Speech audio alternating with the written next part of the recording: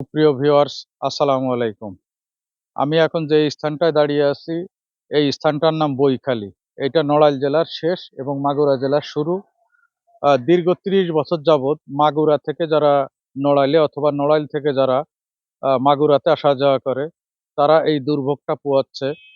এই মাগুরার গাড়িগুলো এইখানে এসে থামে এবং এইখান থেকে পরবর্তীতে যাত্রীরা ওই নড়াইলের গাড়ি এইখানে চেঞ্জ করা লাগে।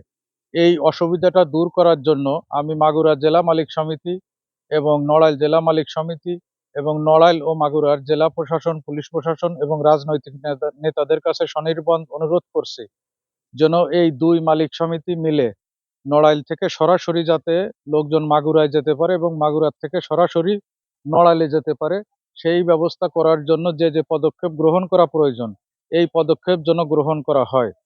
আমরা দীর্ঘদিন যাবৎ দেখে আসছি, আমার বাড়ি নড়াইলে এবং আমার মামা বাড়ি মাগুরাতে।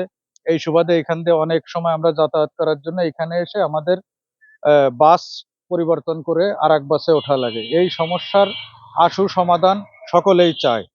এই জন্য আমি সকল শ্রেণীর, সকল পেশার মানুষের কাছে সনির্বাণ অনুরোধ যেন এই সমস্যার আশু সমাধান হয় এবং যাত্রীরা সরাসরি নড়াইল থেকে মাগুরা বা মাগুরা থেকে নড়াইলে যাতায়াত করতে পারে। ধন্যবাদ।